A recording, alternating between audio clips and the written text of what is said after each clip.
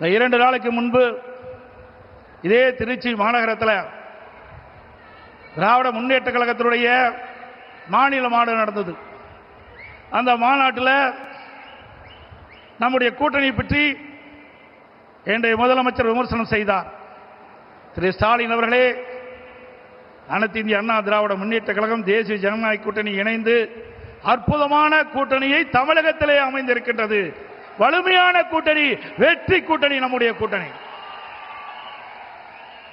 உங்களுடைய கூட்டணி பல்வேறு பிரச்சனைக்கு இடையிலும் பல்வேறு வார்த்தை போர்களுக்கு இடையில்தான் இப்பொழுது காங்கிரசும் திமுகவும் இன்றைக்கு கூட்டணி அமைந்திருக்கின்றன.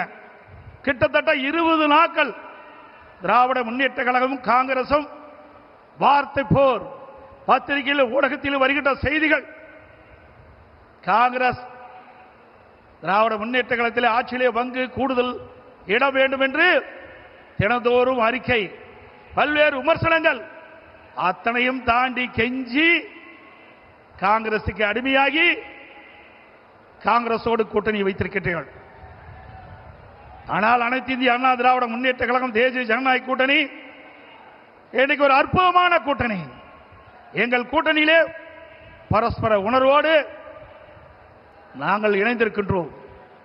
வருகின்ற சட்டமன்ற பொதுத் தேர்தலில் எங்களுடைய கூட்டணி கட்சி தலைவர்கள், நிர்வாகிகள், தொண்டர்கள் எருமை போல தேனீக்களை போல சுறுசுறுப்பாக செயல்பட்டு மீண்டும் தமிழகத்திலே ஒரு அற்புதமான ஆட்சியை அமைப்போம்.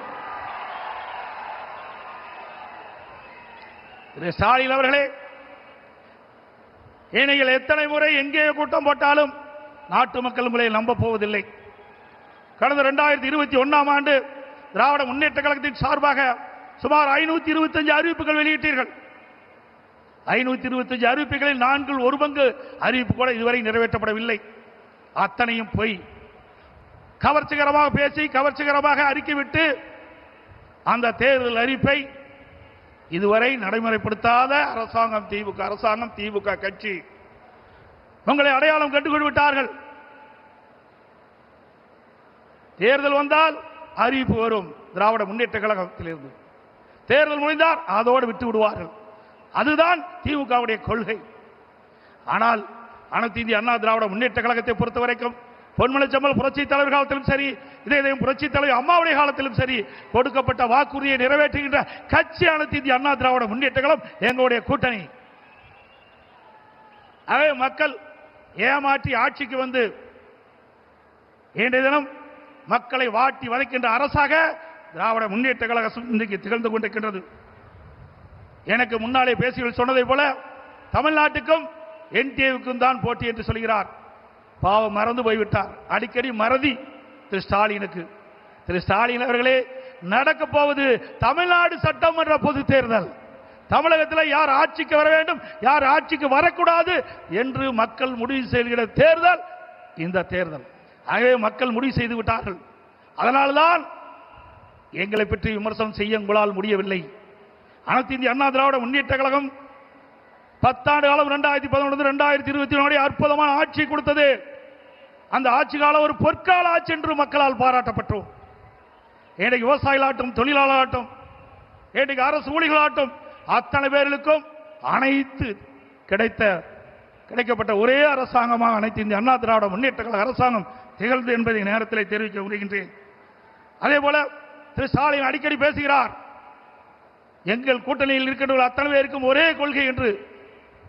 திரு ஸ்டாலின் அவர்களே, திராவிட முன்னேற்ற கழக கொள்கையும் காங்கிரஸ் கொள்கையும் ஒன்றா?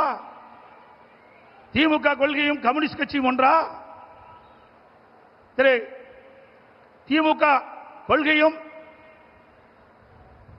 இன்றைய தினம் விடுதலை சிறை கட்சியினுடைய கொள்கையும் ஒன்றா? ஒரே கொள்கை என்றால் ஒரே கட்சியை அமைத்து விடலாம், தனித்தனி கட்சி தேவையில்லை. ஆக பல்வேறு கொள்கை உள்ள கட்சிகள் எல்லாம் ஒன்றாக சேர்ந்துதான் திமுக கூட்டணி அங்கம் வைக்கின்றது. ஆனால் திரு ஸ்டாலின் அடிக்கடி சொல்வதெல்லாம் ஒத்த கொள்கையுடைய கட்சி எல்லாம் ஒன்றாக இணைந்திருக்கின்ற சொல்லி இன்றைக்கு மக்களை ஏமாற்றிக் கொண்டிருக்கின்ற கட்சி திமுக கட்சி. ஆக கூட்டணி அமைப்பது இயல்பு. எல்லா கட்சியும் தேர்தல் நேரத்தில் கூட்டணி அமைப்புகள் வாக்கள் சிதறாக கூடாது என்பதற்காக மக்கள் திமுக ஆட்சி அகற்ற வேண்டும் என்ற ஒரே எண்ணத்தின் அடிப்படையிலே தமிழ்நாட்டு மக்களுடைய நலன் கருதி தமிழ்நாடு ஏற்றம் பெற வேண்டும், வளம் பெற வேண்டும் என்ற அடிப்படையிலே கொள்ளையடிக்கின்ற கூட்டத்தை விரட்டி அடிக்க வேண்டும் என்ற அடிப்படையிலே தேசிய ஜனநாயக கூட்டணி பிரமாதமான கூட்டணி அமைத்திருக்கின்றது. உங்கள் கூட்டணி அப்படி அல்ல. உங்கள் கூட்டணியை அமைக்கின்ற கட்சிகளும் அடிமையாக உங்களிடத்தில் இருந்து கொண்டிருக்கின்றன. இன்றைக்கு தமிழகத்தில் நிலவுகின்ற பிரச்சனை, இன்றைக்கு போதைப் பொருள் விற்பனை, அதனால் மக்கள் படுகின்ற துன்பங்கள் ஏராளம். பெண்களுக்கு இழைக்கப்படுகின்ற கொடுமைகள், தினந்தோறும் கொலை, கொள்ளை, திருட்டு, வழிப்பறிவு, பாலியல் வன்கொடுமை நடக்காத நாளே இல்லை. சிறுமிகளுக்கு பாலியல் வன்கொடுமை, பெண்களுக்கு பாலியல் வன்கொடுமை, மூதாட்டிகளுக்கு கூட பாலியல் வன்கொடுமை. இப்படிப்பட்ட மோசமான கையிலாகாத அரசாங்கம் திமுக அரசாங்கம். அப்படிப்பட்ட அரசாங்கத்தை அகற்றுவதுதான் எங்களுடைய கூட்டணிய நோக்கம் என்பதை நேரத்தில் தெரிவிக்க விரும்புகின்றேன். அதே நேரத்தில் இன்றைக்கு திராவிட முன்னேற்ற கழகம் என்று சொன்னால் அது குடும்ப கட்சி, அது ஒரு கார்ப்பரேட் கம்பெனி, அது கட்சி அல்ல. அந்த குடும்பத்தில் இருக்கின்றவர்கள் தான் அந்த கட்சிக்கு தலைவராக முடியும், அந்த குடும்பத்தில் இருக்கின்றவர்தான் ஆட்சி அதிகாரத்துக்கே வர முடியும். அப்படிப்பட்ட கட்சியை தமிழக மக்கள் இந்த முறை விரட்டி அடிக்கப்படுகிறார்கள். இந்த தேர்தலோடு திரு கருணாநிதி குடும்பத்திற்கு இறுதி கட்ட தேர்தல் மக்கள் முடிவு செய்து விட்டார்கள். தமிழகம் முழுவதும் ஒரே குரல், திமுக ஆட்சி அகற்றப்படுகின்ற ஒரே குரல் இன்னைக்கு ஒலித்துக் கொண்டிருக்கிறது. ஆக இப்படிப்பட்ட ஆட்சி தமிழகத்திலே அகற்றப்பட வேண்டும் என்று மக்களுடைய எண்ணம், அந்த எண்ணத்தை நிறைவேற்றுவதுதான் எங்களுடைய கூட்டணியுடைய நோக்கம் என்பதை நேரத்தில் தெரிவித்து, அனைத்து இந்திய அண்ணா திராவிட முன்னேற்ற கழகத்திலே பல்வேறு திட்டங்களை இங்கே நிறைவேற்றி கொடுத்திருக்கின்றோம். இந்த டெல்டா மாவட்டம் பொன் விளைகின்ற பூமி, அப்படிப்பட்ட விளை நிலங்களை திரு ஸ்டாலின் அவர்கள் துணை முதலமைச்சர் இருந்த காலகட்டத்திலே விவசாய நிலைகளை அபகரிக்கின்ற விதமாக மீத்தேன் ஹைட்ரோ கார்பன் திட்டத்திற்கு அந்த புரிந்துணர்வு ஒப்பந்தம் போட்டது திரு ஸ்டாலின் முன்னிலையிலே. விவசாயிகள் பாதிக்கப்படக்கூடாது என்பதற்காக அம்மாவுடைய அரசாங்கம் விவசாயிய கோரிக்கை ஏற்று மத்திய அரசோடு தொடர்பு கொண்டு அந்த விளைநிலங்களை பாதுகாக்கின்ற விதமாக பாதுகாக்கப்பட்ட வேளாண் மண்டலத்தை கொண்டு வந்து விவசாயிகளை பாதுகாத்த அரசாங்கம் அண்ணா திமுக அரசாங்கம். அதோடு குடிமராமத்து திட்டத்தை கொண்டது ஏரி, குளம், குட்டைகள் எல்லாம் அனைத்தும் சீர்வு செய்யப்பட்டு பெய்கின்ற மழைநீர் முழுவதும் சேமித்து வைத்தோம். அங்கங்கே தடுப்பணைகள் கட்டப்பட்டோம்.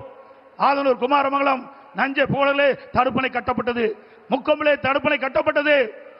அதே போல காவிரி குண்டாறு அற்புதமான திட்டம்.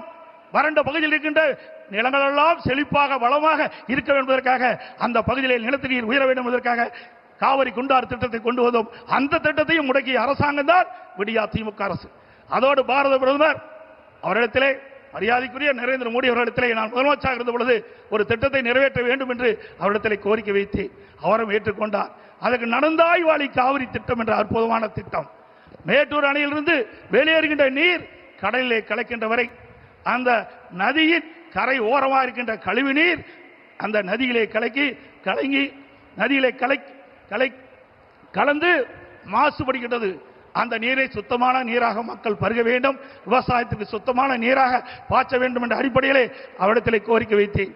அவரும் ஏற்றுக்கொண்டு அன்றைய தினம் 2 அவைகள் கூட்டுக்குழு கூட்டத்திலே மேதகு குடியரசுத் தலைவர் உரையிலே இடம்பெற செய்து 2024ஆம் ஆண்டு அதற்கு வடிவம் கொடுத்தார் பாரத பிரதமர் அவர்கள். அவருக்கு நன்றியை இந்த நேரத்தில் தெரிவித்துக் கொள்கிறேன். சுமார் 11,250 கோடி நடந்தாய் வாழி காவிரி திட்டத்திற்கு மத்திய அரசு அனுமதி கொடுத்தது 2024ஆம் ஆண்டு கொள்கை விளக்க குறிப்பிலே இடம்பெற்றிருக்கிறது தமிழ்நாடு அரசிலே. ஆனால் இதுவரை அதை நிறைவேற்றப்படவில்லை. அது அனைத்து இந்திய அண்ணா திராவிட முன்னேற்ற கழக ஆட்சியிலே கொண்டு வரப்பட்ட திட்டம், மத்திய அரசு அனுமதிக்கப்பட்ட திட்டம் என்ற ஒரே காரணத்திற்காக இன்று தினம் முடக்கி வைத்திருக்கின்றார்கள். மீண்டும் உங்களுடைய பேர் ஆதரவால் நம்முடைய கூட்டணி அதிக இடங்களிலே வெற்றி பெற்று அனைத்து இந்திய அண்ணா திராவிட ஆட்சி அமைக்கும். அப்பொழுது நடந்தாய் வாழி காவிரி திட்டம் நிறைவேற்றப்படும் என்று சொல்லி வாய்ப்புக்கு நன்றி கூறி, அதே நேரத்தில் நடைபெறுகின்ற சட்டமன்ற பொதுத் தேர்தலிலே தேசிய ஜனநாயக கூட்டணியின் சார்பாக போட்டியிடுகின்ற அத்தனை வேட்பாளருக்கும் பெருவாரியான வாக்குகளை அளித்து அவளை வெற்றி பெற செய்து மீண்டும் அண்ணா திமுக ஆட்சி அமைக்க நீங்கள் அத்தனை பேரும் துணையிருக்க வேண்டும் என்று கேட்டு விடைபெறுகின்றேன். நன்றி, வணக்கம்.